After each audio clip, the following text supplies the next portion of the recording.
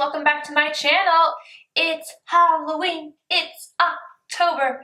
Well, it's almost Halloween, but it is October, and this is my first Halloween makeup look. I did this look last year and posted it on my Instagram, and I thought, you know what?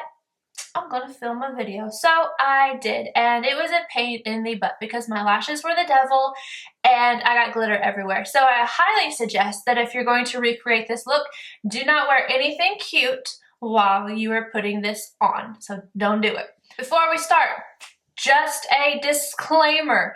No, you should not have glitter on your eyebrows or on your lips. It is hazardous. You could scratch your eye, you could swallow glitter and scratch your throat. But I do what I want. So if you want to recreate this look, just know that it's not recommended. It's just pretty. So do it at your own caution or at your own risk. Something like that. This was just super fun and I really wanted to show it to you guys. So if you want to see how I created this look, just keep watching. The first thing I'm grabbing is MAC's Painterly Paint Pot. Normally I use soft ochre, but because this is a purple look on the eye, I wanted to use something with a pink base instead of yellow. Make sure you're applying this from the lash line all the way up to the brow. And yes, I do already have my foundation and everything done. I did that first because you guys know how you like to apply your foundation. I'm sure you've got that. And I do have a little bit of bronzer on as well. Before I go in with my eyeshadows, I want to be able to clean up anything that falls in this area. So I'm going to do my brows first. And if you have a lot of issues with fallout and whatnot, you might want to do your brows and eye look first before your foundation, but I'm a rebel and I don't care. So I'm going to start off with the brow, and this is a glittery brow.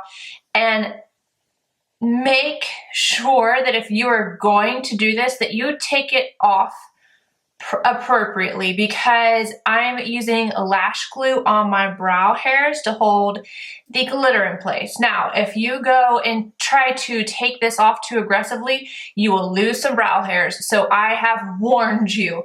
I take this off by soaking my face, literally soaking my face in water, rubbing off gently, and then using an oil to take it the rest of the way off. I learned my lesson the first time, trust me. So I'm going in with Revlon's Precision Clear lash glue. Sorry, I can't talk. And the reason why I'm using this is because it comes with this little brush. So I don't have to worry about ruining one of my brushes when I'm trying to apply glue. So I'm taking this and I'm going to start applying this straight into my brows. And this dries clear, and it also dries very quickly. So make sure you're working quickly. I'm going to start with the front of the brow. Just make sure you're coating. Don't go outside of your brow hairs, like, unless you want, just go with the shape you want. So I'm going right at the top. I'm creating basically a square at the front. I know that's not natural, but neither are glitter brows, so it's okay. Make sure you get a good amount in there to hold the glitter. I'm using MAC's Gray glitter. This came from the holiday collection. They have all different shades online. You can just pick whatever works best for you, but I do suggest using cosmetic grade glitter. And I am popping this very gently onto my brow. And there is fallout, so be careful. I'm going to go ahead and get a tissue to grab most of that fallout from going on my face. Do this slowly so that you don't have, if you go in too quickly, you're going to get more fallout than going slower and patting. And don't use a fluffy brush. Make sure you're using a flat synthetic brush. When I tried to do this look, doing my brows first, I still ended up with glitter on my face, so I don't care. I'm going to finish off the rest of the brow. You're still doing the same thing. I just go in sections because the glue, this particular glue, dries so quickly. And I actually really love this on lashes, but the problem is because you're opening and closing, this top right here gets really gross. So I tend to only keep this in my purse so that if something were to happen to my lashes, like if they were to come off in the inner corner, I have something to do a quick fix. So I don't use it every day like I used to. Now for the tail of my brow.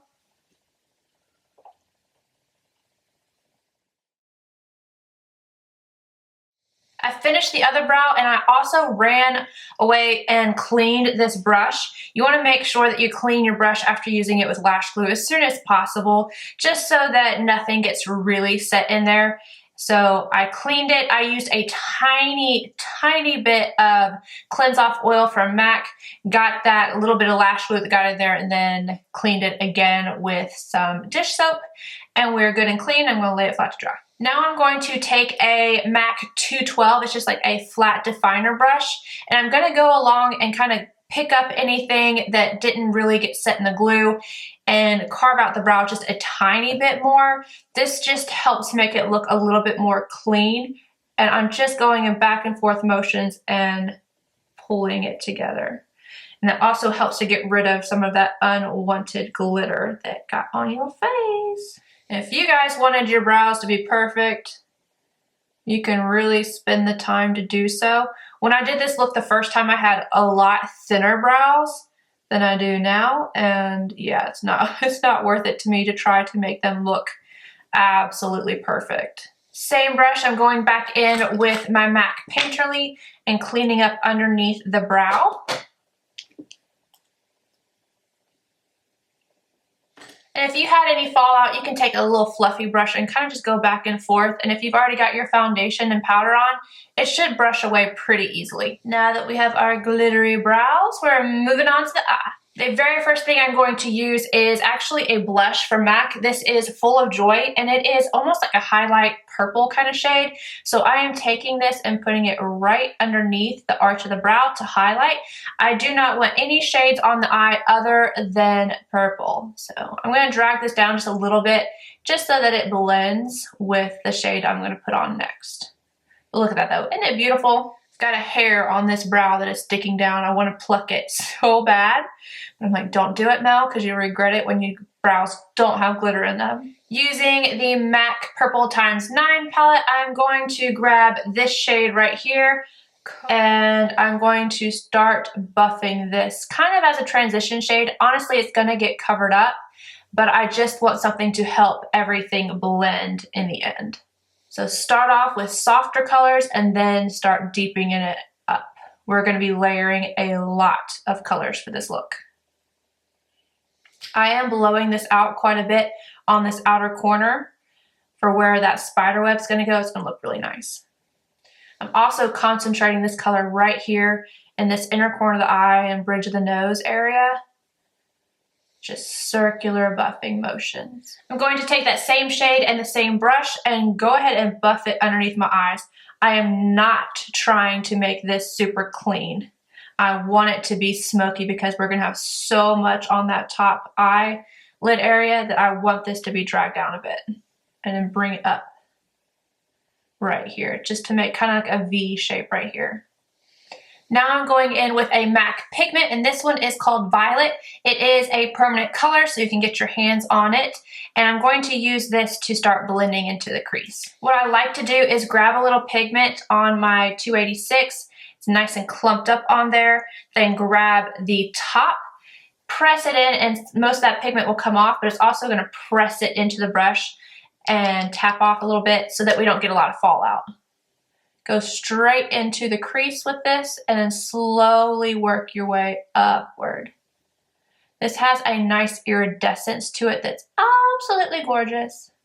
And bring it underneath the lash line again and making this V. I want this color to hit right up here at the front of the brow, not in the arch, but right here. And I know it probably seems like you could just go in with this color right away instead of using that first purple shade, but honestly, that purple shade that we used underneath it gives it a little bit more dimension and a little bit more pigmentation, honestly, as well. And again, it helps it blend out a little bit easier for you. Back in with this palette, I'm going to grab this deep purple shade here, same brush, and deepening up the crease again.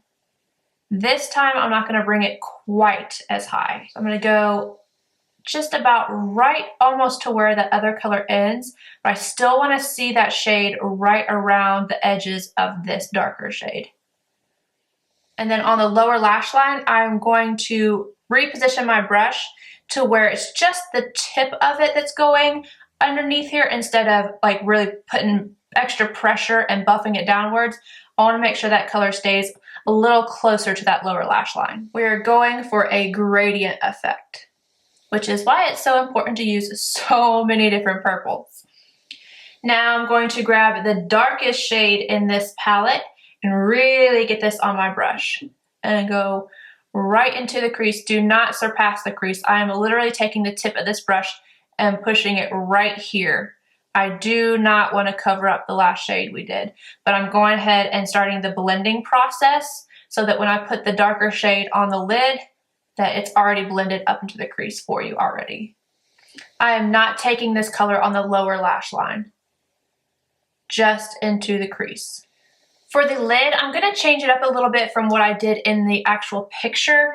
Honestly, I don't remember that whole thing. It was a year ago, but I think I'm doing well so far. This is MAC's Deep Damson, and I'm going to pack this on the lid instead of a darker purple shade. This is almost like a wine shade. And you can see how it's already nice and blended into the crease because of the work we did before adding this. Do not surpass your crease. Go up to the crease and stop there. Going to take this color on the same brush and run it right underneath the lash line. Don't smoke this color down too much, just underneath the lash line.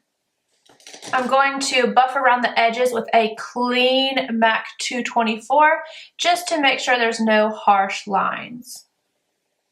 Then I'm going to take that same MAC 224 and that blush that we used at the very beginning, pack on that color on the brush, and pop it on your inner corner. And this is going to brighten up the whole look. I am not trying to be super precise with this. I want this to be really smoky, but nice and bright on this inner corner to open up the eye a bit. I'm going to do something a little bit different. I didn't do this in the original look, but I'm going to use a Chromagraphic pencil by MAC. This is Process Magenta, and I'm going to pop this on my inner lash line, or I guess the waterline, my bad. And this is going to make it all pop. That pink, woo! I think this looks better than black, but you can totally use black. Can you see the difference in these two eyes? I love this pencil. I am not doing winged liner for this look because I love how smoky and bold this eye is, but I am going to start a wing right here to come out for the start of the web. And I'm using e.l.f.'s liquid eyeliner. So the first line I'm going to make is from the corner of my eye outward toward the brow. Kind of as though you would be making a wing, but we're not.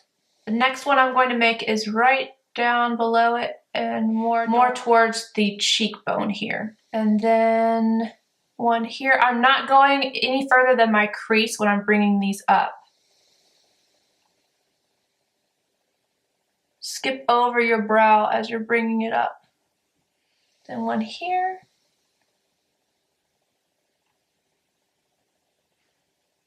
I'm not trying to make these perfect right off the bat. We can clean them up afterwards.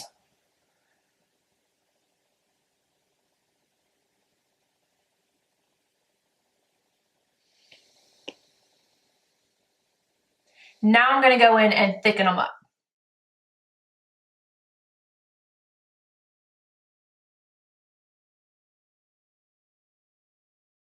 After you thicken all the lines up, we can go in and create the little web parts of it. So you want to make almost like half moon shapes. It's okay if it's not perfect. It's Halloween, it's not a big deal. I just start off with a rough outline of it and then I go back and perfect it as much as I can.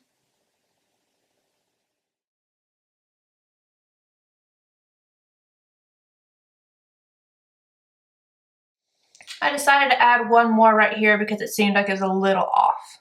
Go back in and perfect those and make them a little bit thicker as well.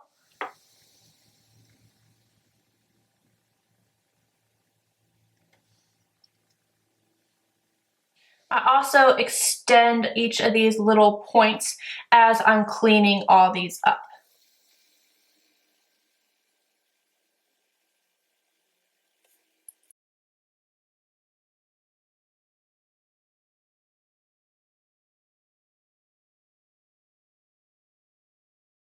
It's not about it being absolutely perfect. In the end, as long as you get it pretty smooth, you're good. Now it's time to place the jewels. And this is a little disc I got from Walmart. And it has just a bunch of different jewels in it. You can click it over and it has all the different colors. And I'm going to use the clear like Swarovski style ones. What I do is I grab my glue and I'm going to take a little dot of it and put right where I want the crystal to be.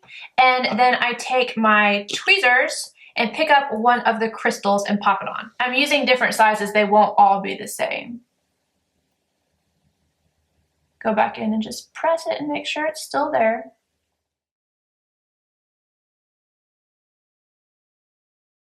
How much fun is that? That's so much fun. Now we're going to go in with mascara. I'm using MAC's Extended Play Mascara. You guys can use whatever your little hearts desire, because in the end, we're just going in with falsies anyway. Make sure you do your top and bottom lashes. Now I'm going to go in and pop on some false lashes. I'm using Revlon's Volumized Featherlight Technology lashes, and this is in the style V92. These are pretty dramatic, full lashes, and I'm going to pop these on off camera, and I will be right back.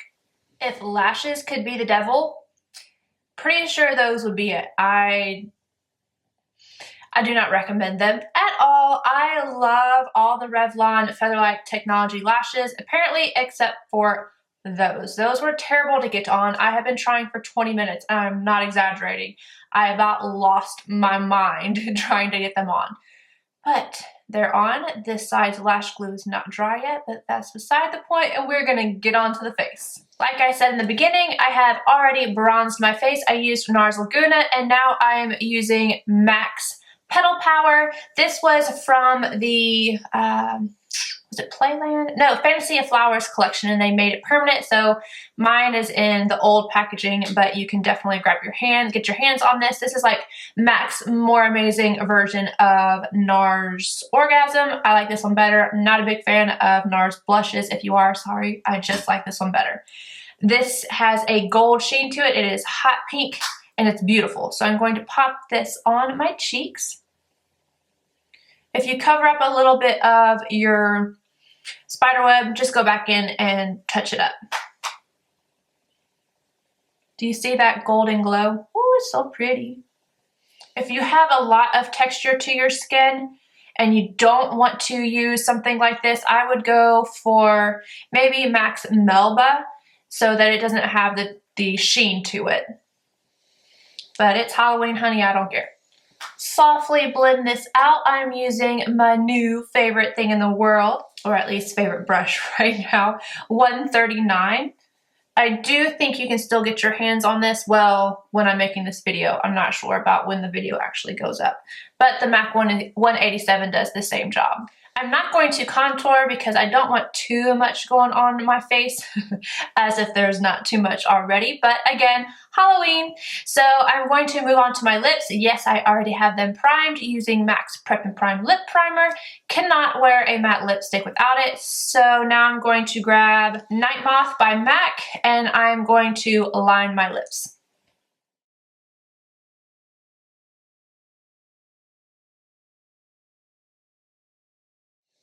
Looking real cute, right?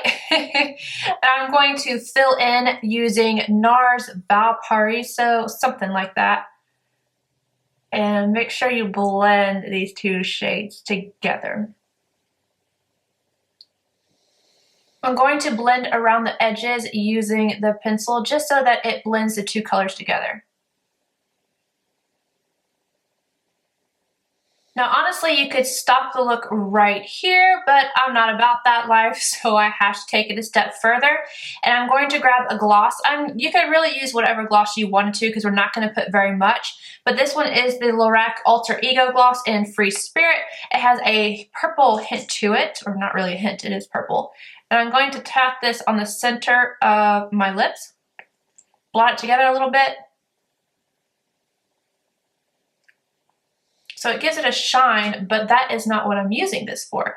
I'm using this for some glitters. Grabbing that 242 that I cleaned earlier that is now dry, and I'm going to grab some more MAC glitter. And this one's just pink. And I'm going to take this and tap this on the center of my lips.